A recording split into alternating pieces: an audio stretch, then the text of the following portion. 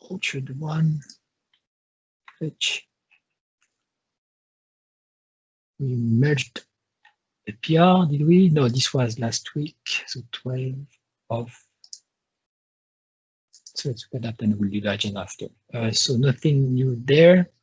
Hermes is looking into updating some NuGet packages, already has a list working. So it should be done soon. And I apparently also found a way to fix automatically the binding redirects. It's interesting with the new versions.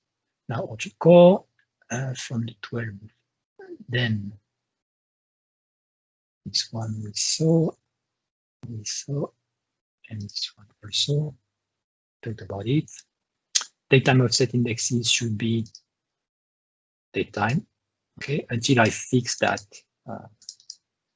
should not break. I agree, but you can change it to datetime. It will be the same.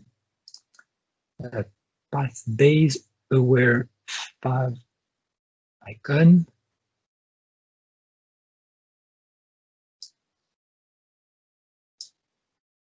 Currently the UI was wrong. Yes.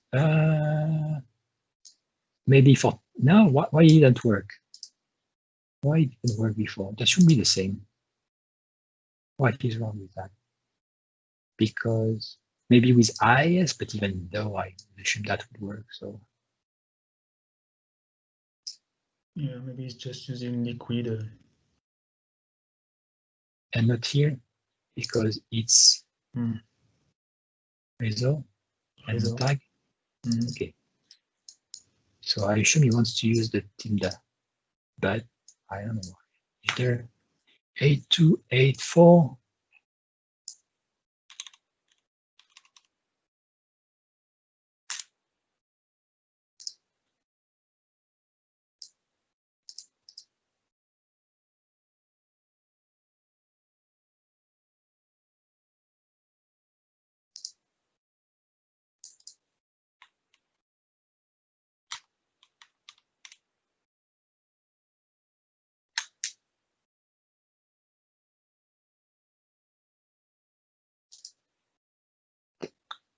Okay, no explanation.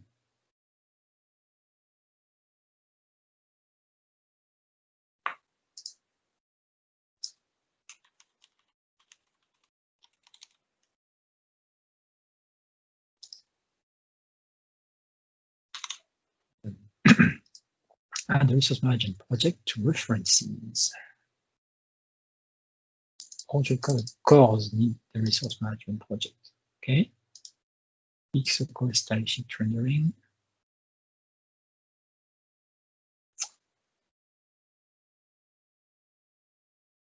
Inline, that new inline thing. Yeah, it's just rendering twice because of bad testing by me. Okay. New .NET SDK 3145. So something we talked about, or I mentioned, but not during this meeting, maybe. So today we build for 3.1 and 5.0, just to ensure that it works with 3.1 and 5.0. And we ship packages built with 3.1, okay, targeting 3.1 only. I wanted to suggest and so we want to support the two versions because this one is LTS, this one is not LTS. And at some point, if we just shipped 5.0 and people are using it and some bug is fixed only on the LTS version for security reasons, then they will not have the fix. So technically, we need to ship an LTS version also of Orchard. I was wondering if we should instead just use 5.0 and ship with 5.0 by default, but still ensure it works with 3.1. So it builds with 3.1, but we just ship the 5.0. So in case someone needs to go back to the 3.1, they can just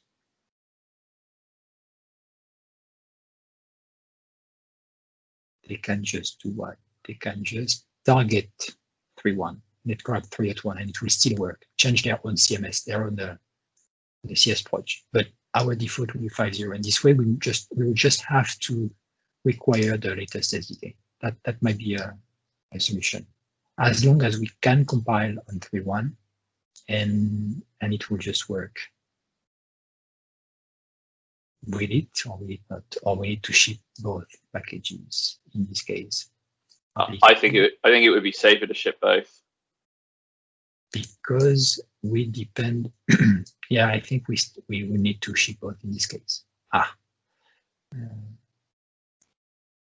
Yeah, equally, I don't know if we can actually build it on 3 anymore because of OpenEdit. So we can only we have to build it with 5, and because there was the bug in the compiler that forced us up to 5 as a build. It was an SDK issue, so yes, I see what you mean. We build, yeah, okay, that's the SDK issue. So as long as we build with that, that's fine. But we can still ship targeting that, even if we build with this one. So we can still cross-target 3.1 and 5.0, but use 5.0 as a default SDK required. Yeah, cross-targeting sounds the sensible way to go, as Nick said, if we want to support both still. But if we cross-target, do we need 3.1 to be installed? Maybe no, we don't need it to be installed to build. We need it to be installed to run on 3.1. So that's fine. We can build for 3.1 and 5.0 with just a 5.0 SDK, run with 5.0. And if someone wants to run with 3.1, they will have to install the 3.1 runtime. But we need them to also ship the packages for the two of them.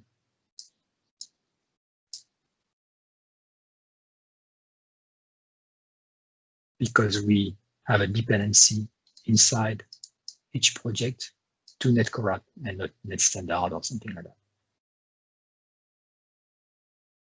Okay. Yeah, so you would change it to frameworks, netcore app 3, yeah, net 5. Yes, I think it would be good just so that we can just use the 5.0 SDK. And don't confuse people with you need the 2, because we run on 3.1, but we build with 5.0.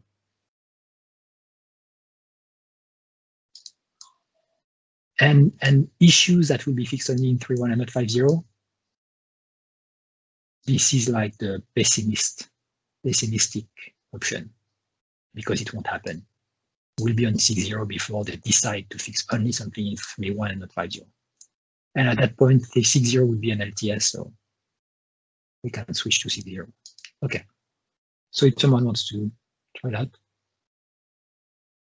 to cross-target, that should be easy. Just change your CS project to say target frameworks and have a net 5.0 and net corrupt 3.1, and just install the 5.0 SDK. I did have a little bit of a look at it a month ago, but because of the way the directory build targets and the common props are working, all the versions, the variables are out of sequence to what we need them to be. Just it needs a little bit more work.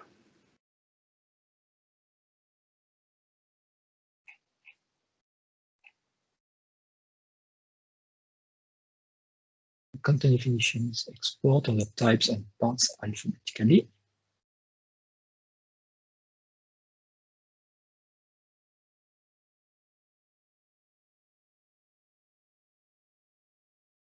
Maybe we should just change this method to be ordered by default. I don't know, because there is no order right now, so that's fine if we just define a new default order, because it looks like we keep adding order by name everywhere all the time just for the UI.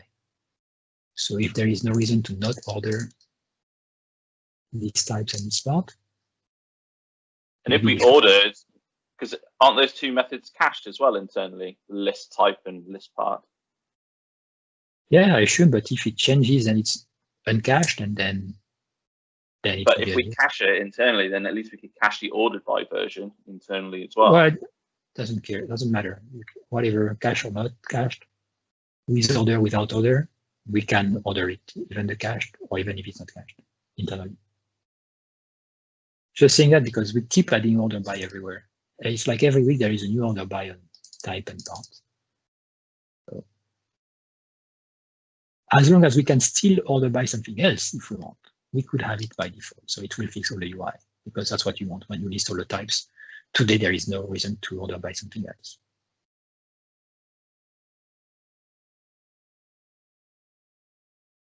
Well, unless tomorrow we have dynamic localization, but that's still not related to that because here we don't have the notion of dynamic localization. TagHelper in docs was wrong namespace. Okay, Ceph is active.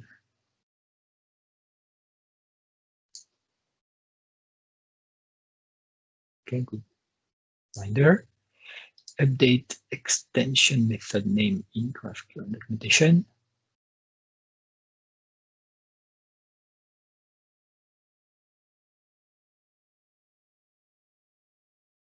Interesting.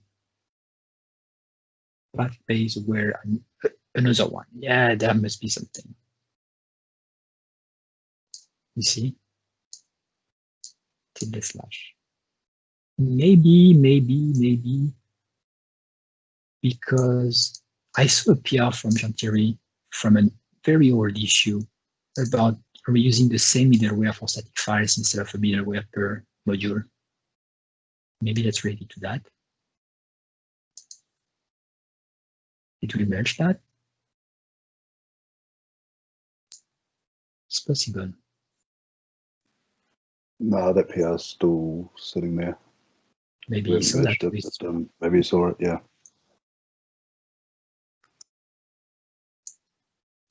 Fixed security issue for ReCaptcha SecretKey. So maybe when you interested in autocomplete, so it's not stored. Okay. So SecretKey will be interesting to see if there is. So what's the reason for that?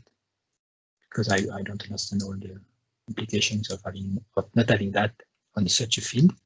And then interesting to see if there are other fields we would like to apply that to. Mm-hmm. Like the authentication providers, external providers. Yeah, that's why we need to understand when it should be used and which types of fields, because I'm sure we don't, if it applies there, it applies somewhere else in Orchard, definitely. But before it was not hidden, right? It was not like a password field. So you could copy paste it and you could see it by default. It's not hidden usually. So autocomplete off, interesting.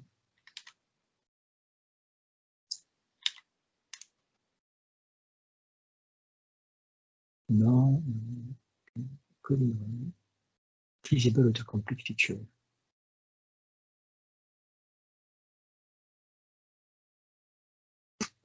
No idea.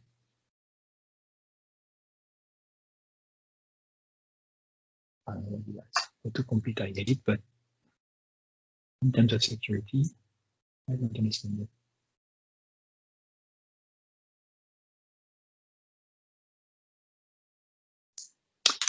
Okay. D96, Sortablejs. Big update. Hope it doesn't break anything. Now, we change the hashes.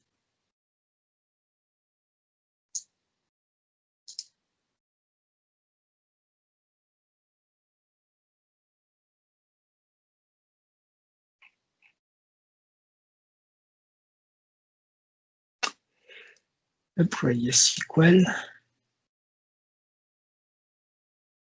Upgrade YesSql. Oh, that's your PR. Okay, and now with this part, we talked about it during triage, this part of the code that will prevent things that have been removed from indexing again. And will also remove the parts as they're indexed. Okay. So is Orchard using collections now? No. Okay. Unless No, but you might pop. You might pop back to that PublishLater one just to show everybody what the when thing that you added was. We haven't done anything with collections. Oh, you did a when somewhere? Yeah. Where? Is it PublishLater or is it, no, it'd be layers and lists. Oh, wow. Okay, beautiful. So it's a new property. So the idea is that, let's say a content item is saved. All the indices that describe the content item will be called, but not all the content items have these, have these parts that will be indexed, okay? Before this version of YesSql, the issue was that because there is an index on content item, whenever you change a content item, it would first delete all the records from the index tables for every index, then compute all the new indexes and create them on the database. Issue being like, if you update a blog post, it doesn't have a layer metadata. A blog post is not a layer, okay? Or it's not in a layer. So what it will do, it will still issue a delete for all the layer metadata index for a blog post. Then it will go inside that and see, oh, there is no layer metadata property in you. So I return null, and it will say nothing to create. But it will delete previously because you can return null, but you can also return something. And if you return something, you have to replace the existing indexes. That's why it will always issue a delete statement. So for perf reason, now there is a when that will tell the index that this one should never return an index. So you don't need to delete anything from the index. And in this case, there won't be a delete statement invoked for this index for content item if they don't have a layer metadata ever. And same thing for the list. So now an article won't issue a delete statement for that thing. And yeah, so that's the when to remove some delete statements from the SQL scripts that are used. And sometimes we can't know that, so there is no way. We have to go into the method and assume that it will be created or not.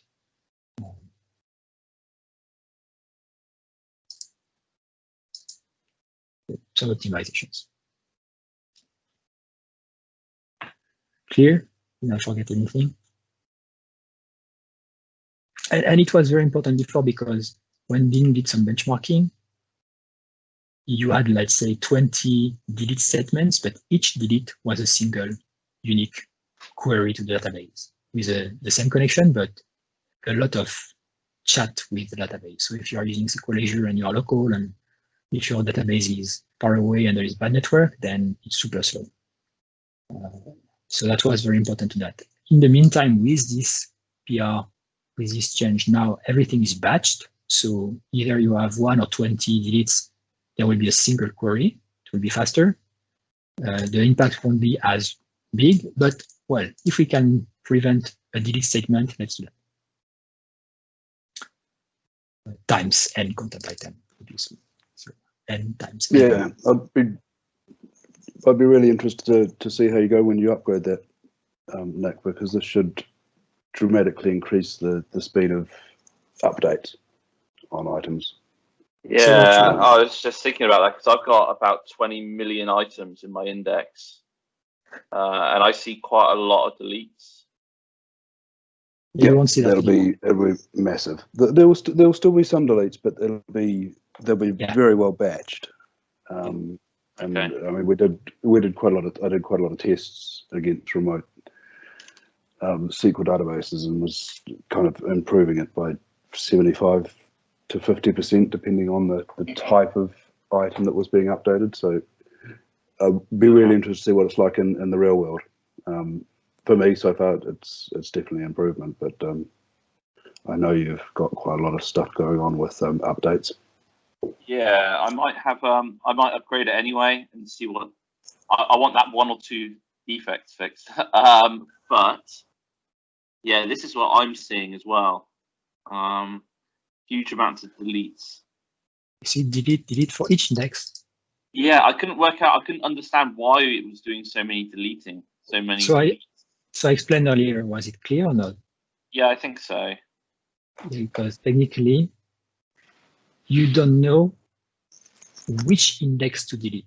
Because when you update a content item, there might be 10 indexes that will be created for the same table, or 1 or none. But what we need to do is to remove anything that was existing, then compute the map operation and insert all the new indexes. But what I can never understand is why is it doing a delete, even if it's the first time it's ever inserted into the TagHelper, because you wouldn't know. The first time, yeah, no, the first time it's not deleting. Look at that. There is I think the first time it's not doing it. On creating, it's just on updates. On creation, there is no delete, just on updates. When I create a blog post, look, here is when it's creating a blog post. Okay. Insert, okay. Insert, update, insert, update, insert. Okay. I'll update the document and run. I'll update my. I've got some automated tests. So what I'll do is I'll update the libraries and run my automated tests and see what it looks like. And before, these would be single queries, individual queries. So super chatty with database. What does it look like now? Now it's one batch. One query that contains all these, less queries and batched.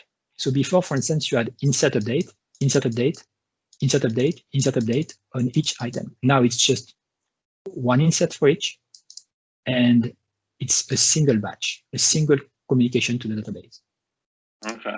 So that should be much faster. It has to be much faster. Okay, going on. Azure Blob Storage update. Okay, shortcode resolver to HTMLField. GraphQL.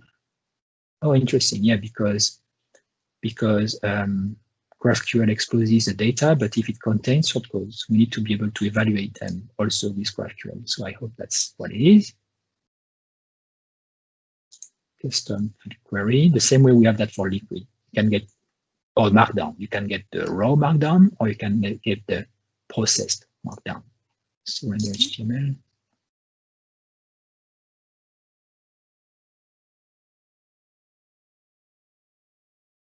It looks too simple. No, this is exactly what we do for the Markdown. I forgot to do it when we did I forgot to do the HTML field, but Mike found it, and I think it's good. Looks good to me.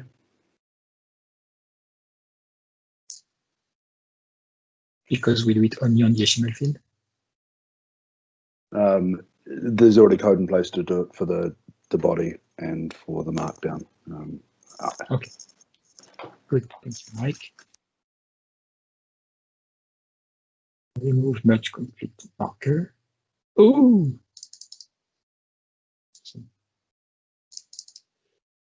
HTML. How did it pass compile time? Interesting. HtmlSanitizer.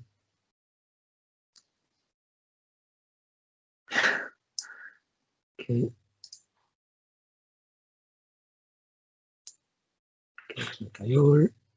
Okay. Fix this PublishLater on PostgreSQL.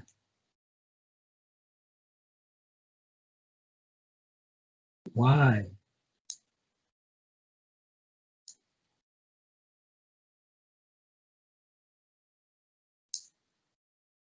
Mm-hmm.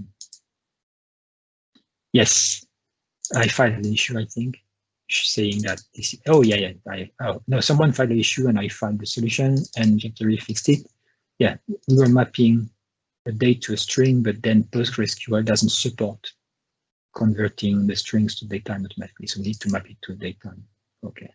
And then update indexes and everything. And I assume we can't change the type with an alter command. So we need to create a new column. So sad. So this will break existing PublishLater.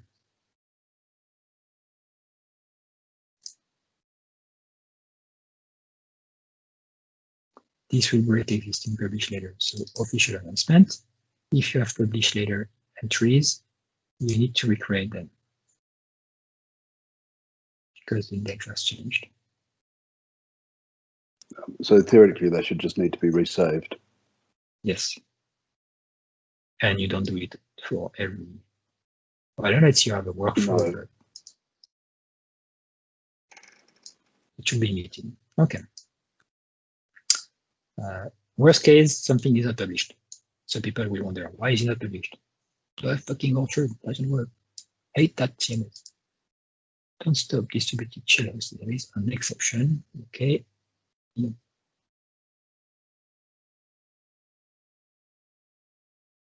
Don't stop. While. Try. Catch. What's good? The try. But there is a catch.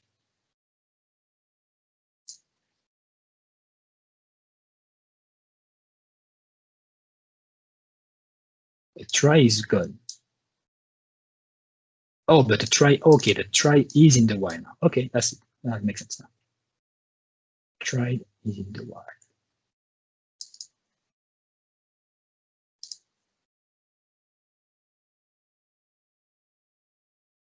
Execute async.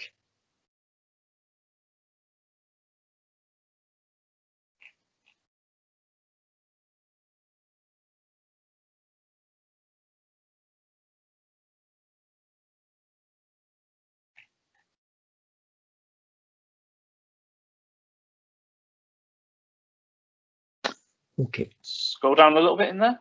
No. Scroll down. Just slightly, a little bit more. Keep going, keep going. Okay, fine. I thought I saw something, but it's nothing. Update Markdig and Moq. Okay, small versions. Fixes autoroute training flash. Yeah, someone reported the issue. Matt Kenny. So we fixed it. Autoroute entries. If you had a slash not around, then it doesn't find. And I'm not sure it's an issue, it's a bug.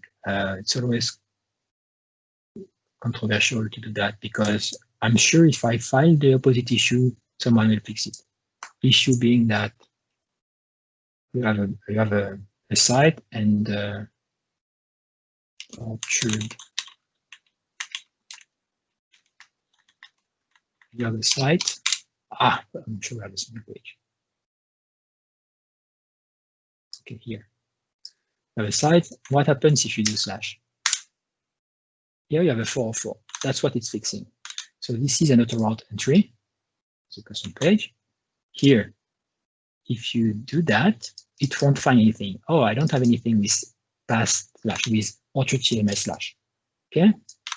And here it says, okay, try to find the thing without the slash. So it will find the thing.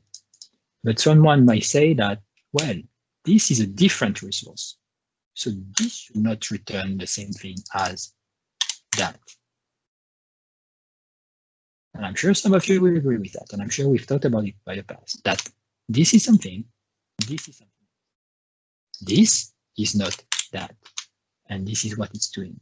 So I would say that's wrong. Yeah, from a Google point of view, Google will view them as two different URLs from an SEO point of view. So it's not uncommon to either trim them in IIS. We tend to trim them in IIS. Other people will add them in IIS so that they always have the slash or don't have the have the slash because they are two different.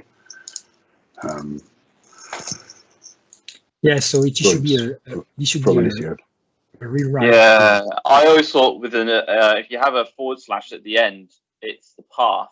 But if you've not got a /, it's the resource. Yeah, one's a resource and one's a resource path. So trimming is definitely not the right thing to do here. Yeah, so I think if you want this behavior, you should have a rewrite URL or have a module that does that. I think it's wrong to do it by default. That's why I'm saying someone will file the opposite issue and will be like, okay, we need to change it. So I think it's wrong. And we need to be more educated on the way it should work. Field display name. Okay, maybe it's funny. It's translated here.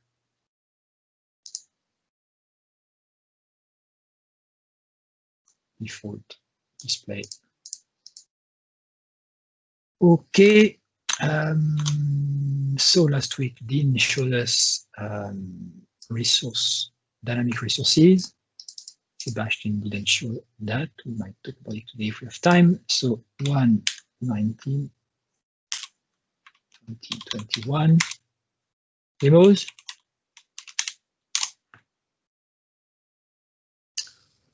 I have a quick demo, yes. One. Nobody else. So easy. No new sites. So Terry, didn't you promise us some sites? Not yet. I have one in beta version. I can show it. Oh, great. So, but I have a problem as well. That's fine. We can fix your problems. That's why we meet to progress. Antoine, you want to start? Okay.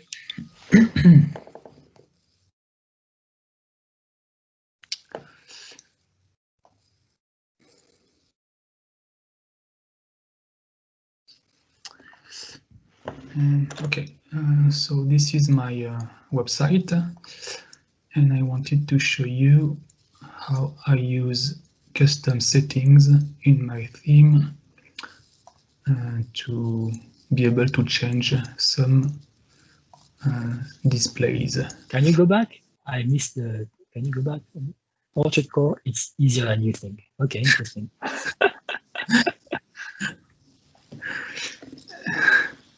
Until you realize it's not. Okay, good. It's harder, maybe. Okay, so I have a couple some settings. So, for example, I will be able to change the default layout to a boxed layout. I will be able to select the color used in the top bar. So let's say something like this. You almost need the preview feature. Yeah, with custom settings, could be. It's doable. Everything is doable. So let's say for the navigation bar, we are using something else.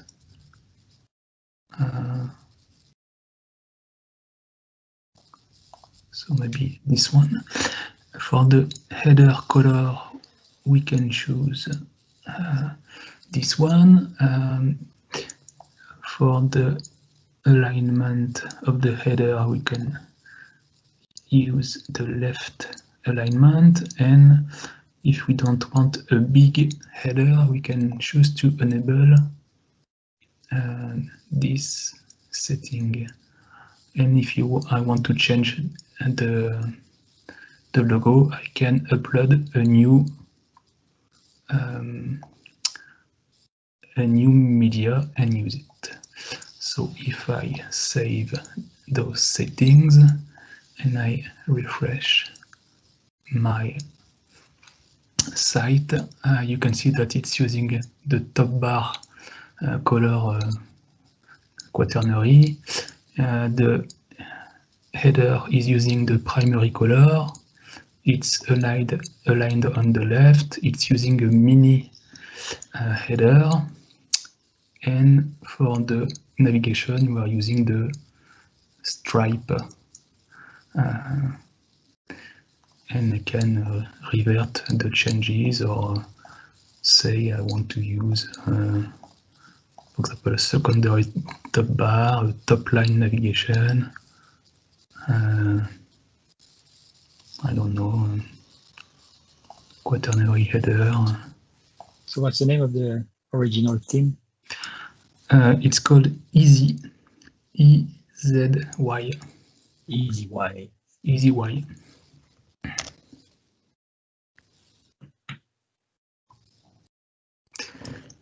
That's it. Interesting. Thank you. So now you are writing a blog post on how to create a configurable theme. Mm-hmm. It would be good. Looks nice. Good. So Teres, your issues is being taken care of in the chat. I'm glad.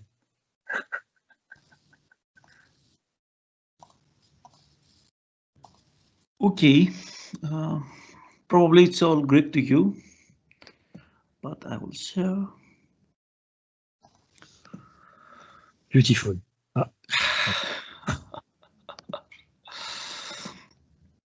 So it's almost there, but it's great. So, but usually when you make a site, I can switch to English. Sorry? We usually make multi-languages site. So can I switch to English? Yes, the English version is there, but not active. Okay. Yes, so it's a blog site with different features. We have made here a slideshow.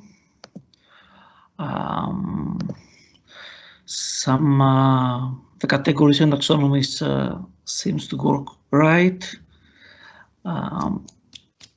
The pager, we take special care of the pager in order to work as we want, because I couldn't find how to not use the slim one, the slim pager. So we write a template on this. Yeah, that's a good question, because the slim pager is generated by the driver of the list. Mm-hmm. As a reminder, the slim pager is a pager that doesn't know the count of pages, but just goes to the item next to the page size, meaning, okay, display 1 to 11. And actually we render 10, but if it has an 11th item, it knows there is a next page, so it will show the next button. So you can just do next, next, next, next until the end. And it's useful for perf because it doesn't have to issue 2 queries to count the items and to get the from the page counts. And when you have like millions of content items, it can't count. It's too slow. So that's why a next is necessary. And that's why I made it by default. But I understand that some might want to have this pager. So I assume a solution would be to have the driver split into the common driver that displays the blog post, and well, the list, sorry, and then one driver that will display the pager shape and have 2 of them, one for the pager slim, one for the pager normal pager.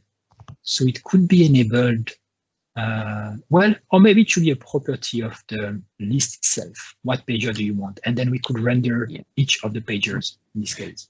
Yeah, actually, this could be an option because now we had to rewrite all the list part again. I agree. Okay. The pager. Dean, what do you think? Options in the list part? I agree. It needs to be a setting because all of that's abstracted away in a service that makes the query. On the content item. So on the list part. On the list part, and it would be great. Not a setting, a property of the list part. So when you edit the blog, you can say, I want this pager, or I don't want this pager. Yeah, so a setting on the list part.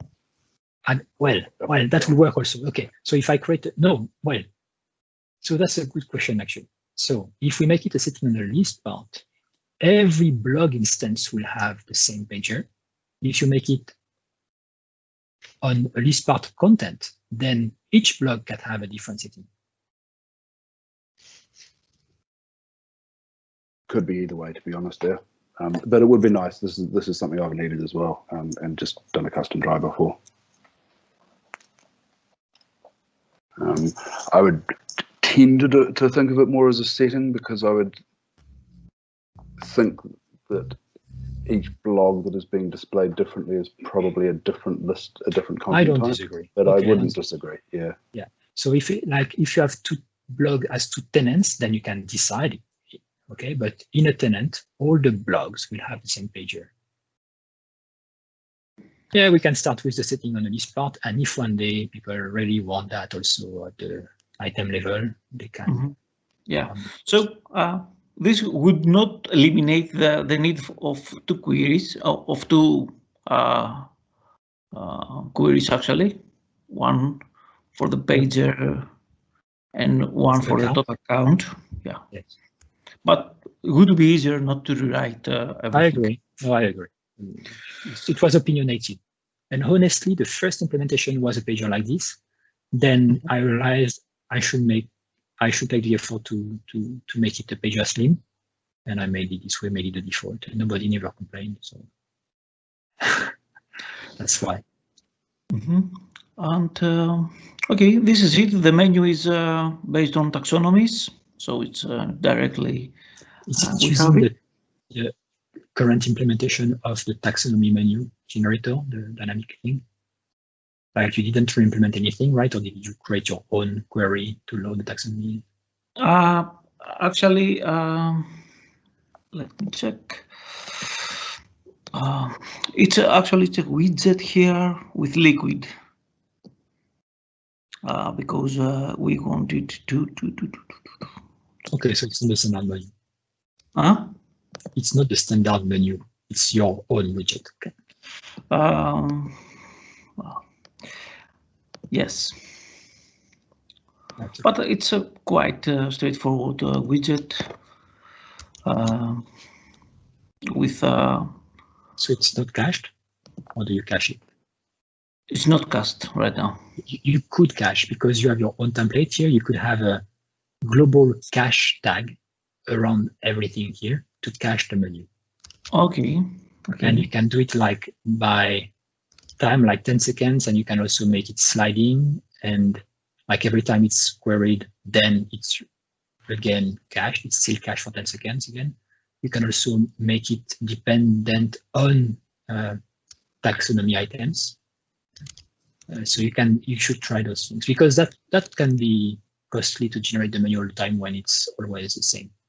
And because here you have your liquid template, you can have the cache tag. I think now it's called a dynamic. Well, in Liquid, I'm not sure. We changed it, didn't change it in the Razor because there was a conflict. But in Liquid, it should be called cache. I think it's documented. But you should try the perf with that and without it. Yeah, I would try. Yeah, we're still building this. But my main problem is with the blog posts now. As I said, we couldn't save the blog post because of this error of the forms. So the categories are, as you see, it's pretty much, but we have tags, we have companies and other taxonomy editors and so on. So we were hit by the error of 1024. Can you show us? Can you have the issue here? Well, not now, not now because. But I have the log. Oh, okay. But because I would like to I can describe the I can describe the issue if you scroll up on your blog there, because I can see the problem, or not the problem, but I can see why it's being caused. Yep. If you scroll up to the taxonomy there, the categories, see all of those. It's an input every time. Each one of those is a form field, and by default, ASP.NET Core limits form posts to 1024 on form values. So this is an issue that you can experience with, it normally happens with flow parts and bag parts. And when we were talking a minute ago, Satoru, I just assumed that you were using the tags editor, which wouldn't have this issue.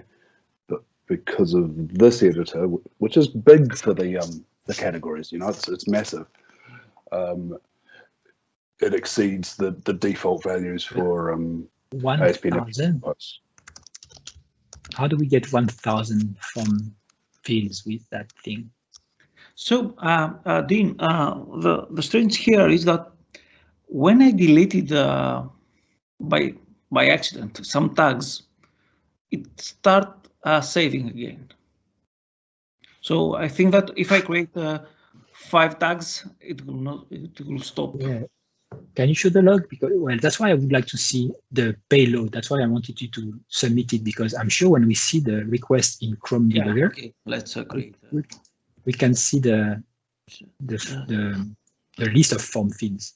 Because I'm not sure, because when you say 1,000, I don't see 1,000 items in the taxonomy. I see 100.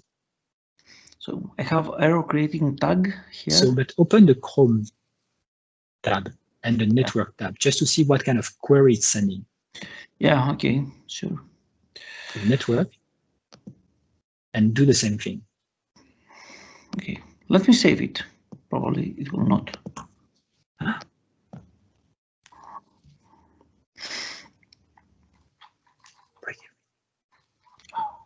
So it worked? It worked anyway, but we can see the load here. No, I want it to fail. I don't want it to work. So clear everything and make it fail. You made it fail with the time. So clear the log. So clear the log first. Clear the log. Clear the log. Clear the log.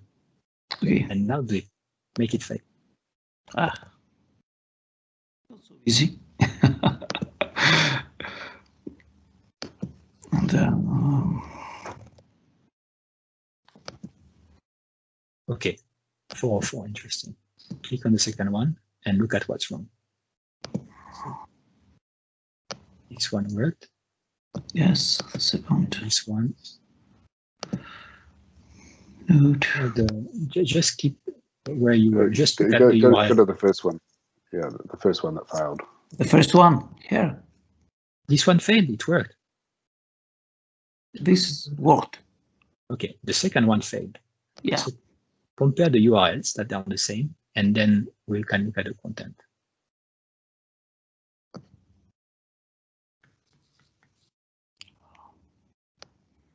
So, users, what do you want me to do? Taxonomy content item ID. Check that it's the same thing for the first request. It's terminating with EWA, taxonomy content item ID. So if you click on the first request, the first create, and you go down to see the form, down. This is the same taxonomy content item ID. That's good. Display text 4, that's good. So why is the 404?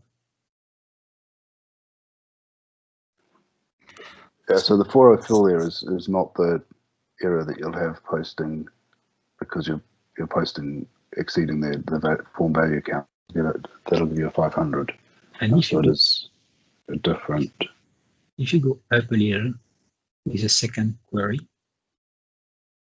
just to see what's this big block of data, if that's the issue. If you go down, request headers, go down, stop, go up, just to see what the blob is. Go up, the blob of text. Go up, stop a little bit more. Just you see this big blob. What is that? Go up. This one. Stop. Cookie.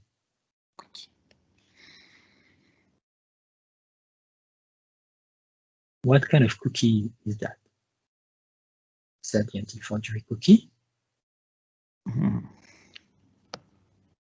It's not NAS. I don't know what this is.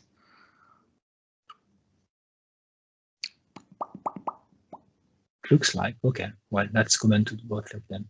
Yeah, so there's a bug somewhere. Yeah, but it's a view state. That translates as the view state. That's technically the new view state. Yeah. So outside view state. Yeah, now it saves. So the log, when I try to say the blog post and I have a 500 error, it's this one. Yeah, so it's two different issues. Okay, so the tag is not created. Two different issues, I think. Yeah. But my problem is why is this happening, and if it's normal. I know it's a bunch of categories of terms, but I still don't think. I don't understand why it's still 1024 with your form. Because even if, well, There is a reason. I'm sure it's above 1024, but how many inputs are there per category? Because there are checkboxes. So in MVC, you need 2 of them, right? Like check and unchecked for each of them. Mm-hmm. That's you know, the tags, I count on tags because I don't know, it's not something that it's by chance that when I delete the tag, it starts working. How many tags do you have? These hundreds. So maybe. So I would expect that to start failing if you kept adding tags, because each one of those tags, when it does get posted, is one form field. Yeah. Yes. So select a whole bunch of tags if you don't mind. And companies maybe also. Select a whole bunch of tags rather than creating some. Just select some that are already there because you've got lots of them. Okay. And keep going. Pump it up. Lots of them.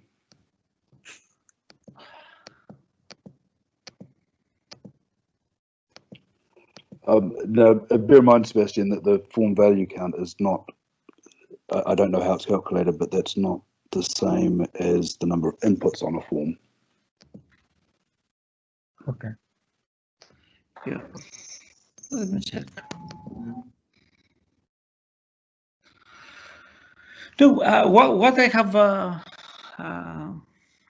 notified is that all tags are passed to the form value with marked with selected the selected ones. So that's why I make the assumption that it could be a problem of tags.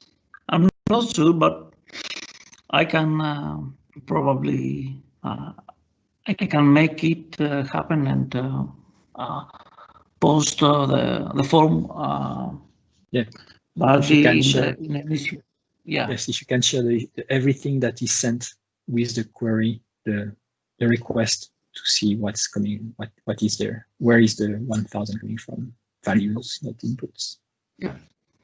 So that's why I proposed that if it's it happens with this amount of data, maybe it should be handled by. Yeah. So that, or if we can detect the exception, we could display a good error message in the UI to say you need to configure your application, because 1000, and then what if it's 2000? What if it's 10,000? So I've got an open issue with ASP.NET about managing those error messages better,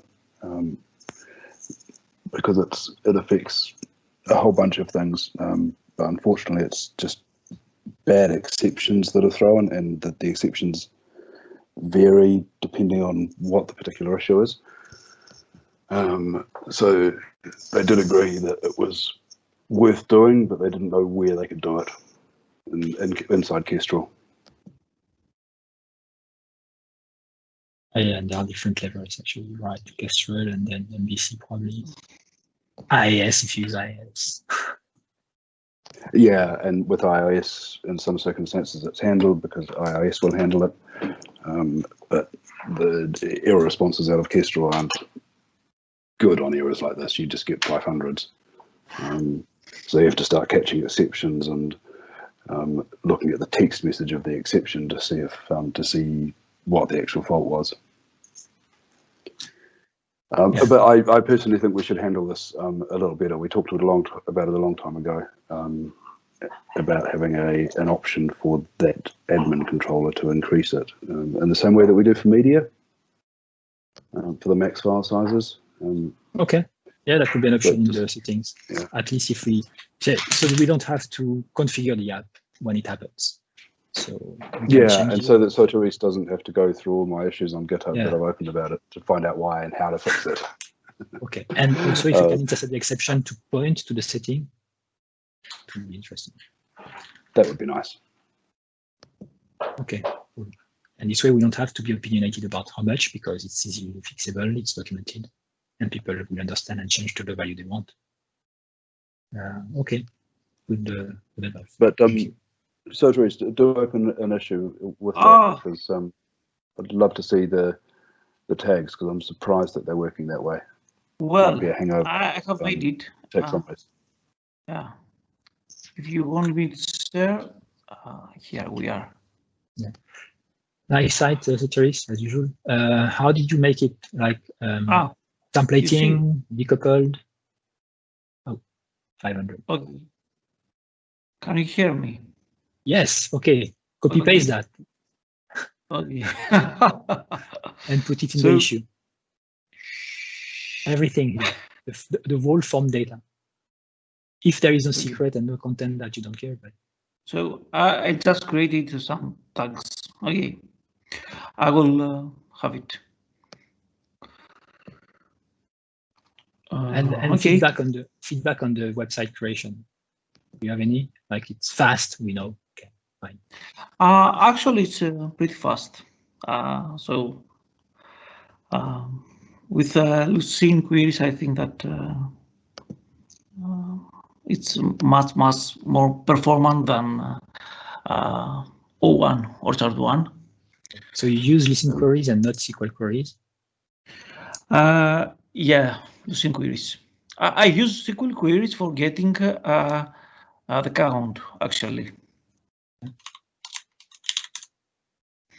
So you use maybe Lucene queries plus liquid templates on the admin. Yes. Mm-hmm. That's nice. So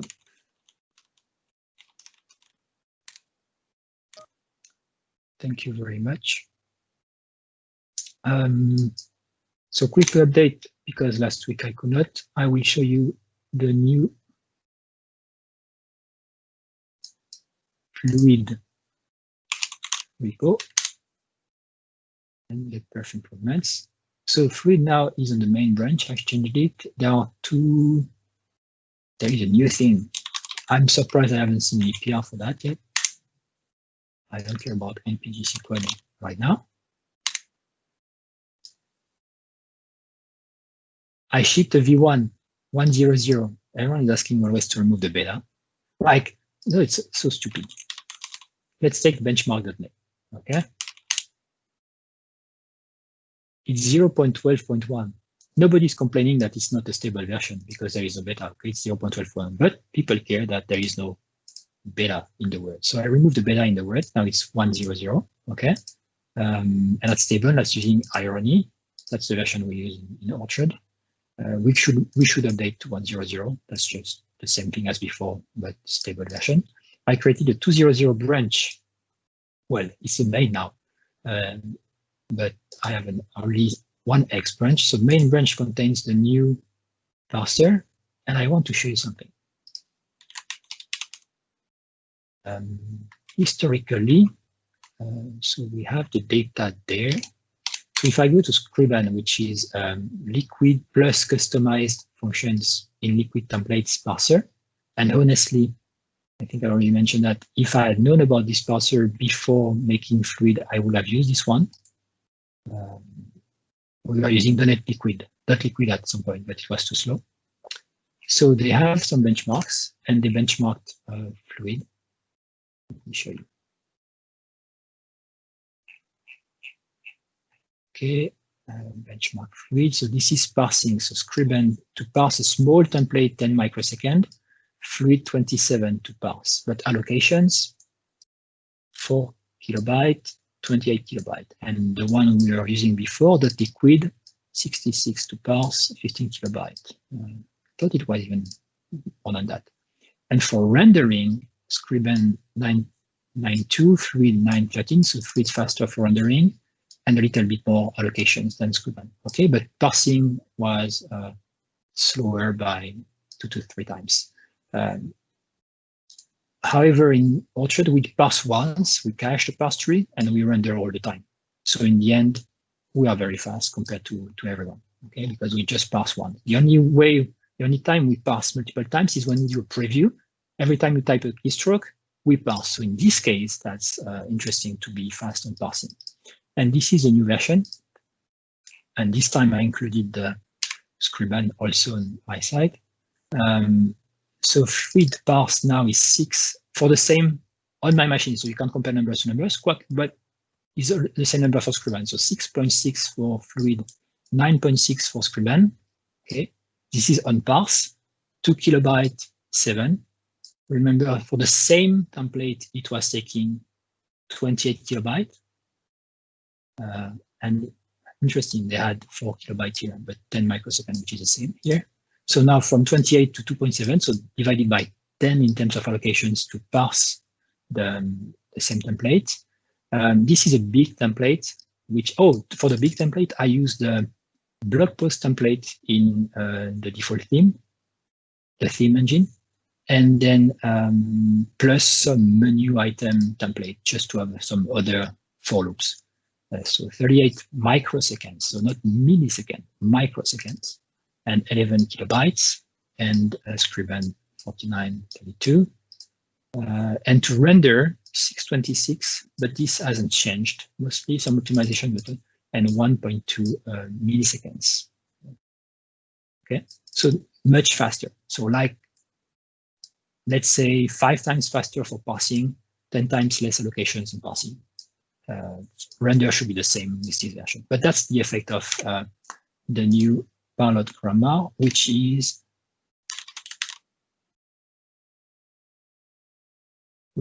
here, and this is how it looks like.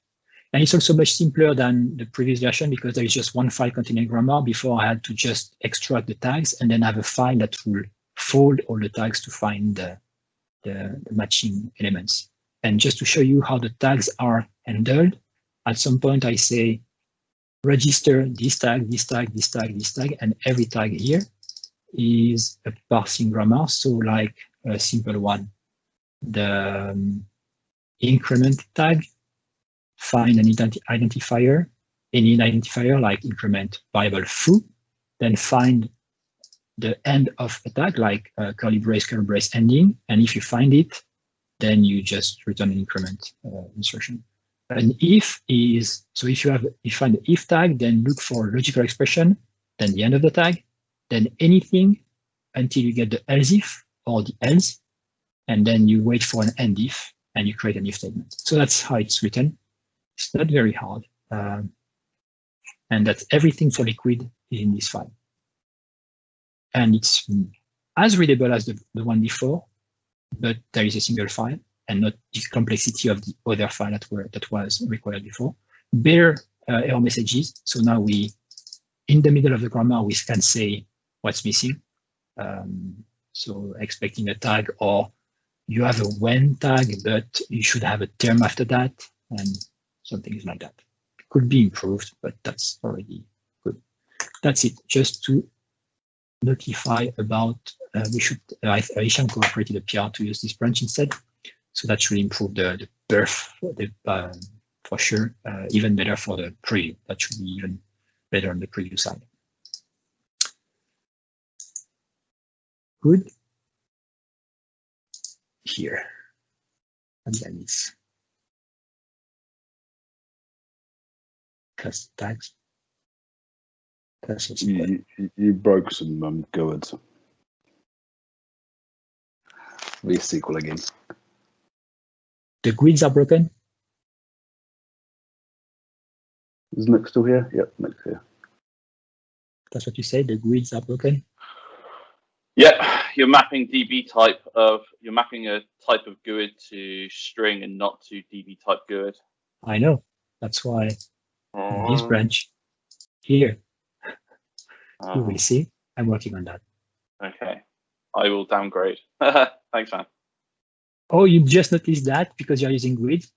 What is that? Let me show you. I just upgraded to check Dean stuff and it broke. So if you have a datetime offset, a GUID or a time span, it doesn't work, and that's what I'm currently fixing. And that's why I did this test, to be able to test all the field types. And the reason is that it used to be handled by Dapper, this conversion.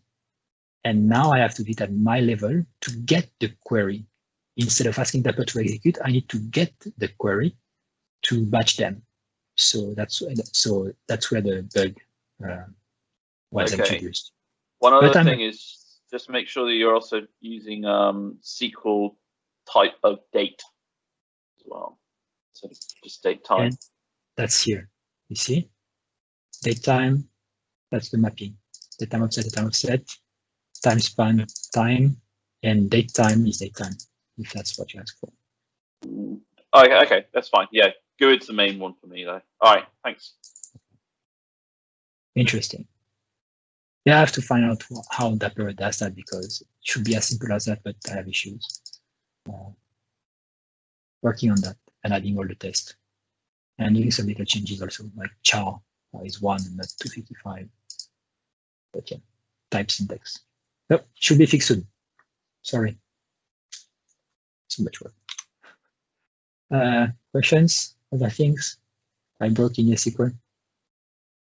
Oh, and by the way, I broke YesSql.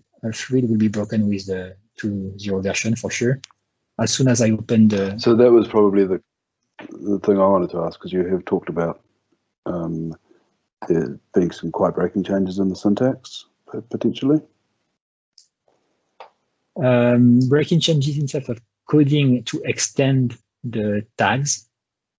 I say it's simpler now. You don't have to create a class that inherits from whatever, and you can do still whatever you want. There is a big change in the syntax of Liquid. So when you do something like this,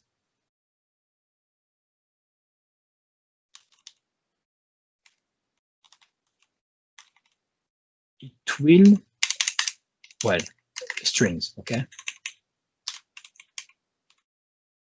What will be rendered, I think today,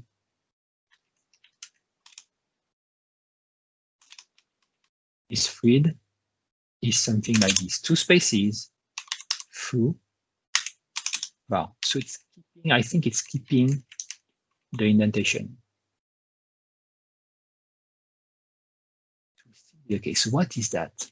Oh, it's removing. There is a white space manipulation that was by default in Thread that is not standard.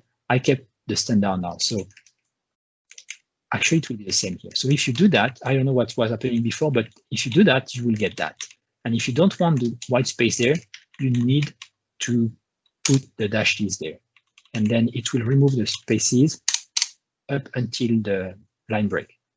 Okay, same thing here. If you do that, it will then remove the spaces on the left.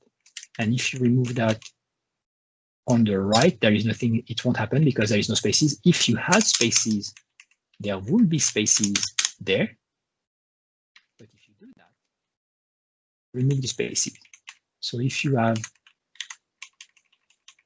something like this, it will keep all the spaces. That, it will remove all the spaces in the output, okay? Until the end of the line. That's the idea. So now that's kind of a breaking change because it might change the indentation of your liquid templates because there is no more skipping white space by default. Before, these were kind of implicit in some cases, and now they are not implicit anymore because this is the liquid syntax, exactly liquid syntax. So that's one thing. What else? I think that's it. That's the only thing that is breaking, plus the code changes that just porting some type extension to the new way to extending that, but it's simpler. You don't have to create a custom type, a custom template. Yeah, that's the idea. So we need to test it.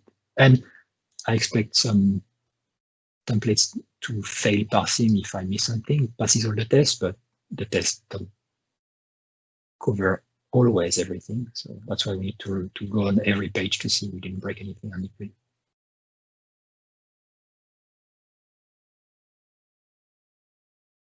Good. No questions?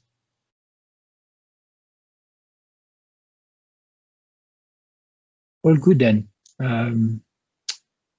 So If there is nothing else, next meeting is Thursday for triage, next Tuesday for the standard chat meeting like today. Thanks, everyone. See you next week. Cheers. Bye-bye. Thank you. Bye, Mike. Bye.